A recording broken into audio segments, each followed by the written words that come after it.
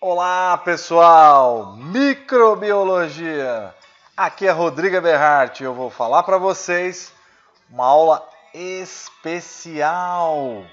Vamos falar de enzimas, vamos falar do funcionamento das enzimas, proteínas que aceleram as reações químicas. Isso é fantástico, vamos lá!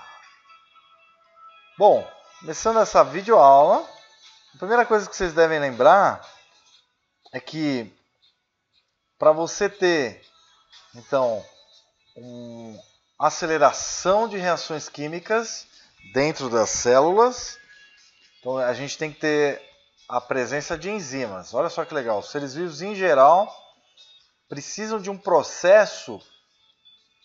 Quando os seres vivos se formaram ao longo de bilhões de anos atrás, precisava-se de uma substância, de uma enzima, de uma proteína que conseguisse acelerar reações. Então vamos ver um exemplo da glicose. A glicose ela vai gerar então CO2 e água. De que maneira? Através do catabolismo, pessoal. Catabolismo libera energia pela oxidação das moléculas. Então a energia ela é armazenada em moléculas de ATP, tá certo? Então é isso, galera. Voltando a esse assunto, então, a energia, uma das primeiras enzimas que começaram a funcionar, ou seja, proteínas que quebram outras substâncias ou aceleram reações químicas. Foi uma enzima ligada à formação de ATP. Então o papel da ATP ligado às reações de anabolismo. Então, quando a gente come glicose, por exemplo, a gente quebra a glicose através de enzimas digestórias que vão liberar energia na forma de ATP, adenosina trifosfato, que é a energia que é liberada pela hidrólise do ATP. Que aí, quando é quebrada essa substância, forma-se novamente energia para a produção, por exemplo, de outras moléculas. A gente come aminoácidos e sintetiza proteínas, por exemplo. Isso é chamado de anabolismo.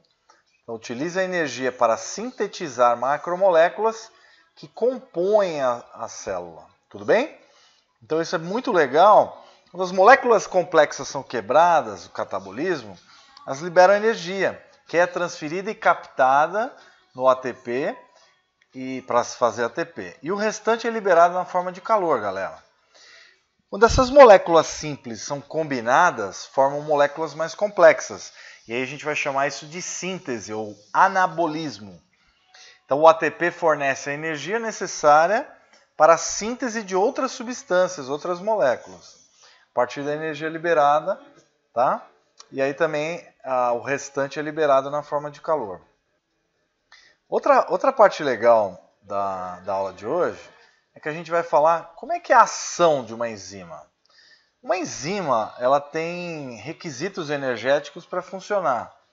E também as reações químicas necessitam de energia para acontecer.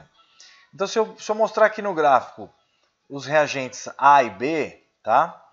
Para eles reagirem, eles têm que ter um nível de energia que vai levar à reação química. Mas nem sempre isso vai acontecer. Então a presença de enzimas vai diminuir uma energia que ativa esse processo, que é chamada de energia de ativação, em presença de enzima.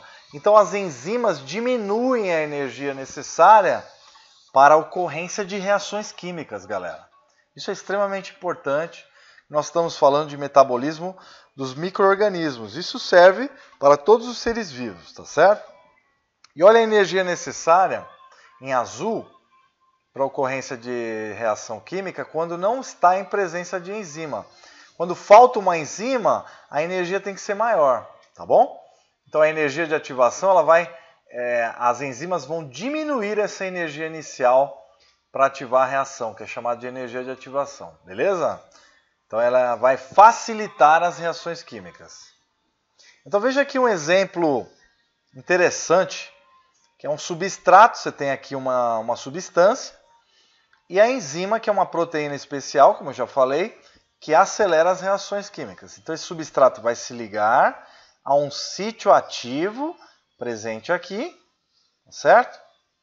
esse sítio ativo, ele vai ser então de diversas formas. Aqui no caso, ele se encaixa exatamente com esse substrato, tá bom?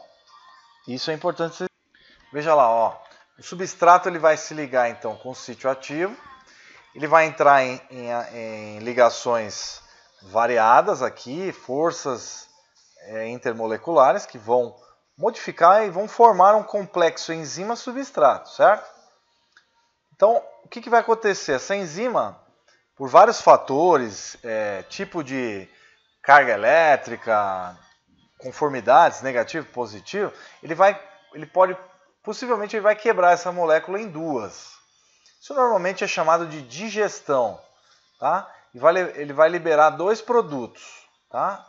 Gestão de dois produtos. Quer dizer dois. Gestão, formação, geração, tá? Então aqui você tem o substrato, a enzima então ela se conforma, ela muda as cargas elétricas e elas podem mudar a enzima por alguns instantes, estão vendo? Pode ver que o sítio ativo aqui, como se fosse duas penínsulas, eles ficam mais próximos.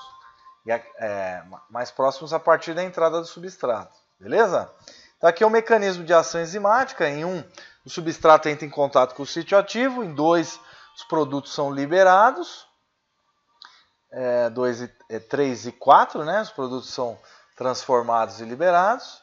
E em 5, a enzima é recuperada e inalterada, tá? Com sua conformação inalterada da mesma forma de 1. Tudo bem? Ela tem uma mudança de conformação e depois volta ao seu tamanho original. E ela pode fazer isso indefinidamente até a sua vida útil. Cada proteína tem uma vida útil, certo? Tudo bem? Lembrando que é uma enzima que acelera reações químicas, que é uma proteína, tá? Nesse caso, ela é formada por aminoácidos e ela tem a função proteica, tudo bem? Ela tem a sua composição proteica e a sua função é enzimática aqui no caso.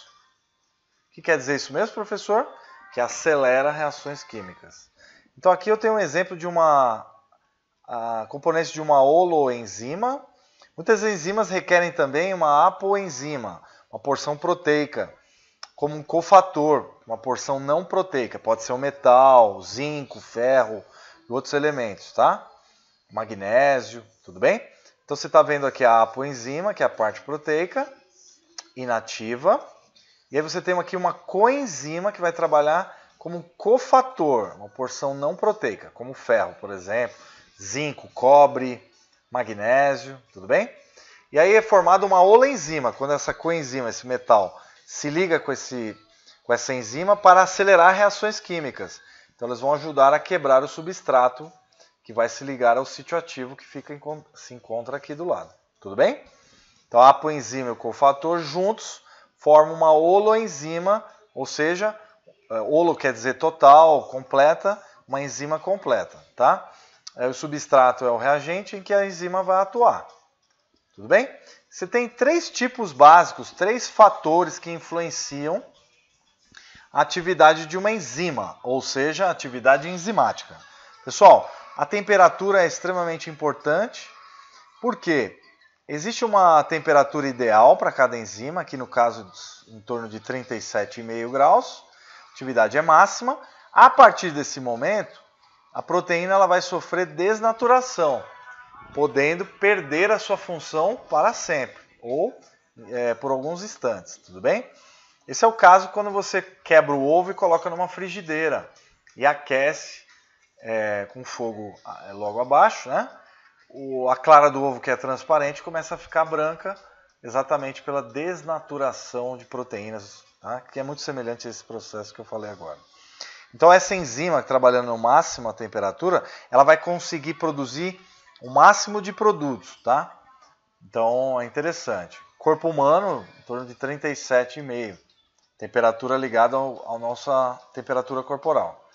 Aqui o pH. O pH é a medida do potencial hidrogeniônico, ou seja, qual é o balanço entre quantidade de OH- e H+. Então, ácidos e bases, tá? Aqui você tem aqui o pH ideal para uma enzima X aqui, que está sendo representado, seria em torno de 5, um ambiente ácido. cada enzima tem um ambiente específico. Do estômago é em torno de 2,1, 2,2, 2, né? pH ácido. E o pH das enzimas do intestino delgado, por exemplo, elas vão variar em torno de 8, tá legal? 7,5 a 8,5 no intestino todo, tá? E a concentração do substrato também ela interfere no máximo de produção enzimática, tá? Até uma certa quantidade ela vai também alterar essa atividade enzimática, ok? E aqui uma ideia interessante sobre desnaturação de uma enzima. Aqui você está vendo uma proteína ativa com as alfa-hélices, beta-pregueadas. Aqui basicamente você está vendo essas espirais, né? Uma proteína bem simples, pode ser a do ovo, da albumina. E aqui você está vendo a proteína desnaturada. O que quer dizer isso? O calor ou a temperatura desfizeram esses enrolamentos da proteína. E aí ela perde a sua função, tá bom? Então o seu modelo tridimensional, sua forma tridimensional muda. Você está vendo uma fita toda enroladinha e aqui uma fita meio aberta, tá legal? Então quebra ligações não covalentes, ligações de hidrogênio, e aí podem transformar essa proteína numa proteína inativa, por exemplo, desnaturada, não funcional. Então basicamente é isso, galera. Tem os inibidores enzimáticos também.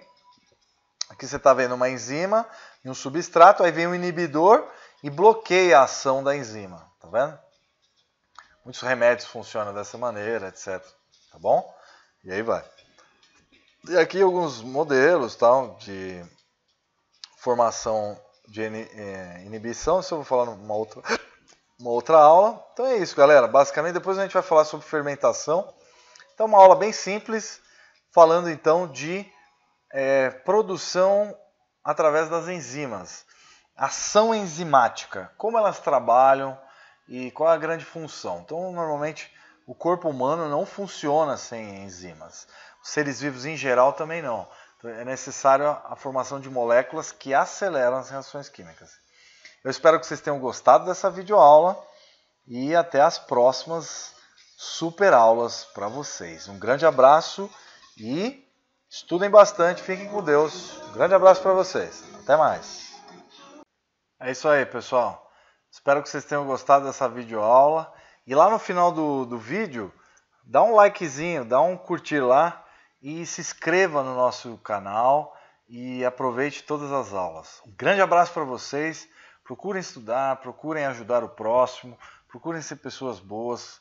Eu acho que o senso de comunidade é tudo. Um grande abraço para vocês e venham com a gente aqui no nosso canal Microbiologia.